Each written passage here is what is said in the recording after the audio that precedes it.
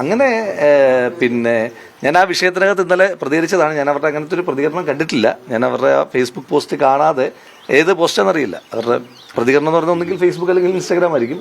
ആണോ? അതാ ചോദിക്കുന്നത്.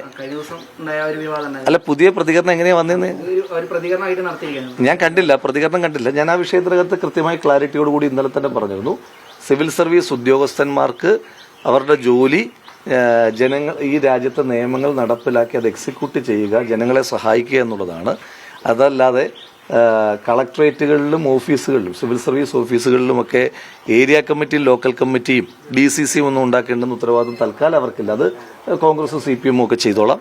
അതോടൊപ്പം തന്നെ ഇത്തരം സിവിൽ സർവീസ് ഉദ്യോഗസ്ഥർ അവർ ചെയ്യേണ്ടതെന്ന് പറഞ്ഞു കഴിഞ്ഞാൽ ഈ പുകഴ്ത്തൽ നോട്ടുകൾ, പ്രൈസിംഗ് നോട്ടുകൾ അവസാനിപ്പിച്ച് ഫയൽ നോട്ടുകളിലേക്ക് അവരൊന്നും മടങ്ങിപ്പോയാൽ ഈ നാടിന് നല്ലതായിരിക്കും.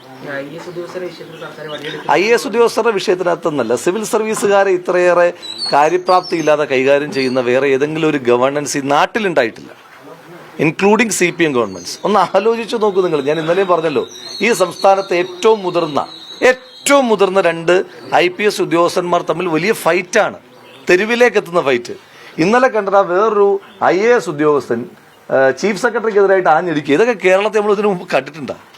ഒരു IAS ഉദ്യോഗസ്ഥൻ പ്രശാന്ത്, അദ്ദേഹം ചീഫ് സെക്രട്ടറിക്കെതിരായിട്ട് ആഞ്ഞടിക്കുകയാണ്.